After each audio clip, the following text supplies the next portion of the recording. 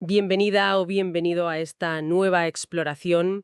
Hoy nos metemos de lleno en unos textos bastante fascinantes. Se titulan Las Crónicas de Fredría Sí, y parece que todo gira en torno a un personaje, Bonter de Otria, y, bueno, un mundo bastante complejo. efectivamente. Lo que tenemos aquí es el retrato de un reino, Tririán, un sitio así como invernal, con su historia, su política, religión, vamos, todo un entramado social propio y a menudo convulso. Ajá. Y nuestro objetivo hoy, pues, es intentar desenredar un poco los hilos principales. ¿Quién es Bonter? ¿Qué pasa con su relación con el rey, Nacis IX? Que parece intensa. Muy intensa, sí.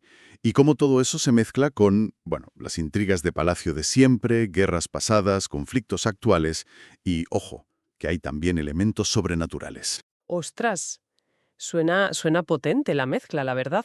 Desde lo más íntimo hasta, pues eso, política pura y dura y toques fantásticos. Tenemos tarea para desgranar estas crónicas. Empezamos por el prota, por Bonter. Me parece bien, porque su situación de partida ya es curiosa cuanto menos. Lo encontramos bajo arresto domiciliario, en el Palacio Lemundrop nada menos. Arresto domiciliario. Sí, sí. La acusación formal es traición a la patria. Pero, y aquí viene lo bueno, vive rodeado de lujos y, en teoría, protegido por el propio rey, Nacista IX, Vaya, con quien además tiene una relación amorosa muy cercana. esa paradoja es muy llamativa, ¿no? Prisionero, pero de lujo. Vigilado, pero en el meollo del poder. Y mencionas la protección de Nazist, pero ¿es protección real o es una forma de tenerlo controlado quizás? Por la situación política, digo. Esa es la gran pregunta, ¿eh? Los textos como que juegan con esa ambigüedad. El propio Monterer lo vive como una jaula de oro. Claro, Tiene todas las comodidades, sí, pero comunicación restringida, vigilancia constante. Esa tensión, ¿no?, entre estar confinado y a la vez ser un privilegiado es clave. entiendo. Y además, es que arrastra una mochila familiar, Telita. Su padre, Ionquembre Dotría, que fue gobernador, ministro, una figura política de peso. Ajá. Pues es súper polémico. Unos lo acusan de conspiración, de traición, le vinculan ideas comunistas, antimonárquicas. Otros, en cambio, lo ven casi como un mártir, ¿sabes? De la oposición al régimen anterior, que parece que era fascista. Varia lío. Un lío tremendo. Y la sombra del padre, más la pérdida de su madre, Lis y Ovaris de Eros, y de dos medio hermanos, Viteir y Luzdus, pues todo eso marca muchísimo a Bonter. Normal. Y en mitad de esa jaula dorada y con ese peso familiar, están así Six. Describen momentos muy íntimos, ¿no? De pasión, de ternura. Sí, ese amor íntimo. Las escenas que comentas en el balcón nevado o en el conservatorio. Diálogos en la cama. Hay mucha cercanía física y emocional. Pero también, Pero también hay broncas fuertes. Celos, desconfianza. Es que Nacist es complejo. A veces parece vulnerable, casi inseguro, y otras veces se planta como el monarca firme, el Basileus adamante, como le llama Bonter, o Bello Torino. Oscila mucho. claro, tiene que ser difícil llevar las dos cosas. Exacto. Nacist es, bueno, heredero de Nacist 8 y Rox 3, y ese legado pesa. Lo vemos en actos públicos, por ejemplo, conmemorando la Segunda Revolución, rindiendo homenaje a las víctimas, Ajá. pero a la vez su decisión de proteger a Bonter le trae críticas muy duras, incluso de su propia familia. Y políticamente, ¿qué más sabemos de él? Mencionaste algo de la esclavitud. Ah, sí, eso es un punto clave. Una de sus grandes decisiones políticas que se mencionan es abolir totalmente la esclavitud. Totalmente. Sí, derogando parte del código de esclavitud y manumisión que había heredado de su padre Nacist 8. Vaya paso. ¿Y por qué lo hace? ¿Ideología? ¿Estrategia? Pues los textos sugieren que es una mezcla. Nacist dice que su padre fue astuto pero cegado, refiriéndose a cómo manejó las revueltas independentistas. Parece que Nacist cree que la represión de su padre fue, Contraproducente. justo, contraproducente.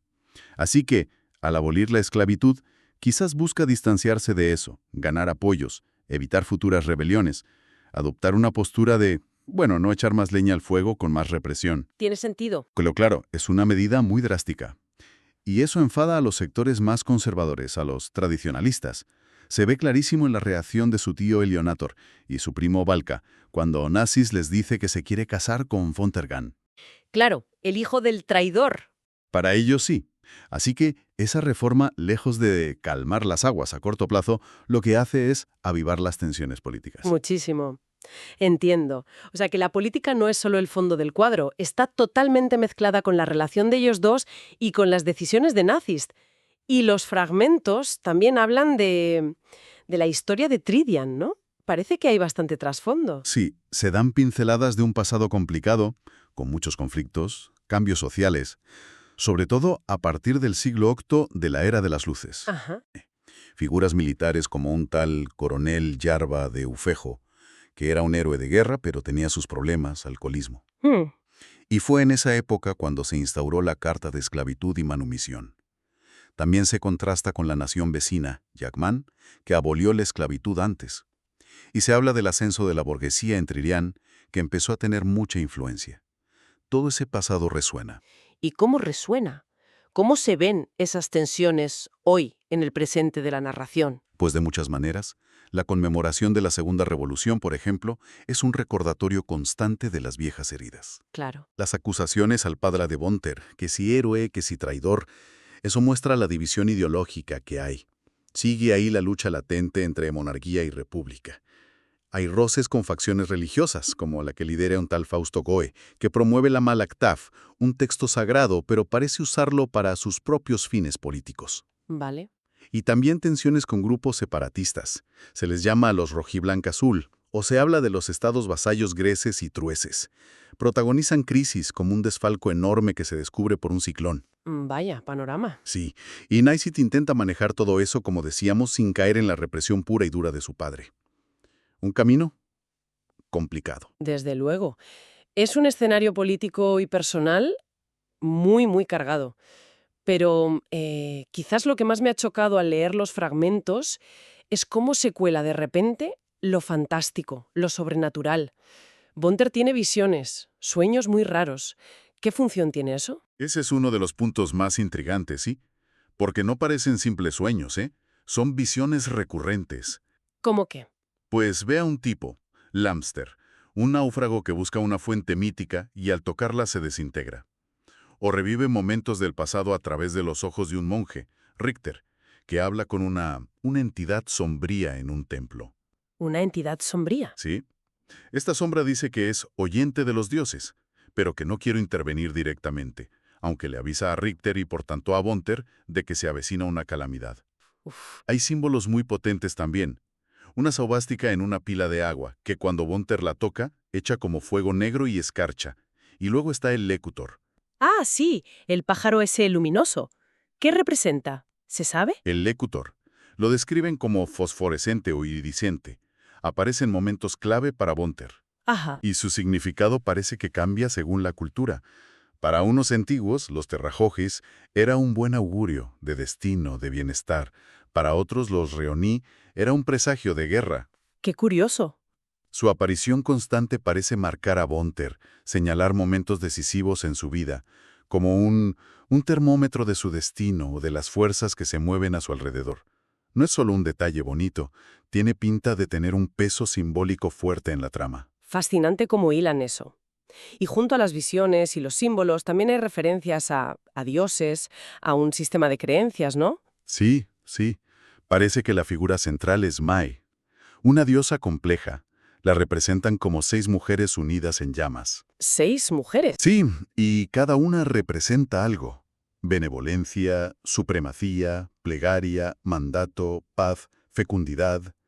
Tiene escrituras sagradas, la Malaktaf, que ya mencionamos, y el Asjote. Y estos textos parecen influir bastante en la vida religiosa y social. Vale. Se mencionan de pasada otros dioses. Suf, hermano de Mae, que está relacionado con el descanso eterno, y Moi, hijo de Mae, vinculado a una abadía y a una fe llamada meganomía. No es solo decorado, influyen personajes como Yurik, el hermano de Bonter, o en la visión esa del monje Richter. Y por si fuera poco, también hay gente con habilidades especiales, ¿no? Alquimia, poderes psíquicos. Exacto. Ahí entra un personaje muy interesante, Luna Invenpebrio, ¿Quién es? una chica joven, en silla de ruedas, que Bonter conoce en Yadnón, y resulta que es una senciente. Una senciente. ¿Qué es eso? Pues alguien con capacidades Perceptivas extraordinarias. Sabe cosas de los sueños de Bonter sin que él se los cuente. Le predice 3 muertes. 3 muertes. Sí, dice que la primera ya ha ocurrido. Y le da un sello, como una cinta o un listón, para dormir la luz. A saber qué significa eso. ¡Qué inquietante! Pero no es la única.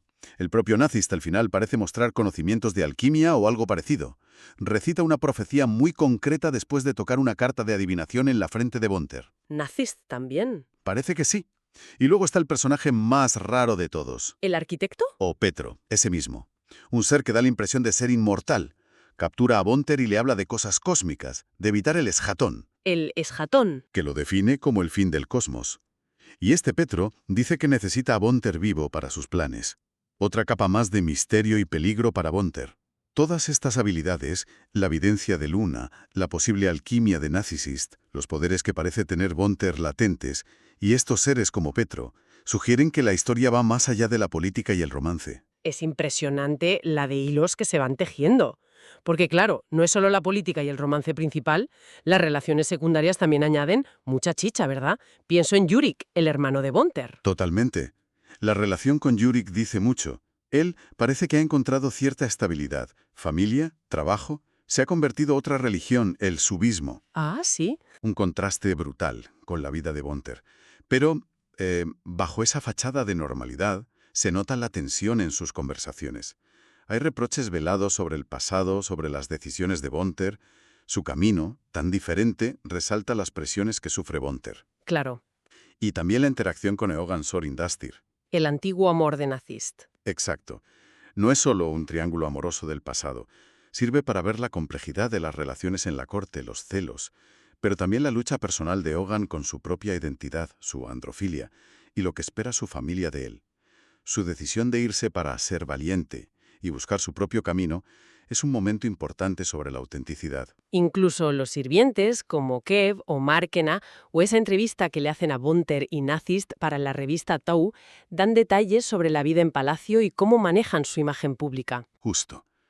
Y todo esto ocurre en un mundo con una cultura muy currada. La diversidad de lenguas. El laiqués de la corte, que es la lengua materna de Bonter, el aurino que estudia, el yacmano, o lenguas religiosas como el maelogos. Todo eso subraya las divisiones y la riqueza cultural. No son solo nombres. No, no. Y los detalles. La fauna específica, neses, elefás, tanín que ven en el conservatorio, la flora con su simbolismo, el sicon y el elon de las coronas de boda, la comida, chocolat, unas bayas gircenses, los stups que come con Yurik, Ajá. o la arquitectura que describen, el palacio Lemundrop, los templos, un castillo de necroelito. Todo ayuda a crear un escenario que se siente real, coherente, y que, fíjate, integra esta tecnología. Libros virtuales, pantallas portátiles, televisores, aeronaves. Es un mundo muy bien construido, sí. Y la forma de narrarlo también varía, ¿no? Hay momentos muy líricos, de Bonter, pensando, diálogos súper íntimos, luego la pompa de los actos oficiales, la intriga política más escondida y hasta momentos de acción. Sí, esa mezcla de tonos es parte de la gracia, y hay un tema que lo cruza casi todo. La sensación de que hay un destino marcado, fuerzas mayores jugando, Las visiones de Bonter. que cada vez son más intensas, quizás más reales. Las profecías, la de Luna y la que parece canalizar Nazist. La aparición del Lekut una y otra vez en momentos clave. La intervención de esa sombra en el templo o la captura por el arquitecto Petro.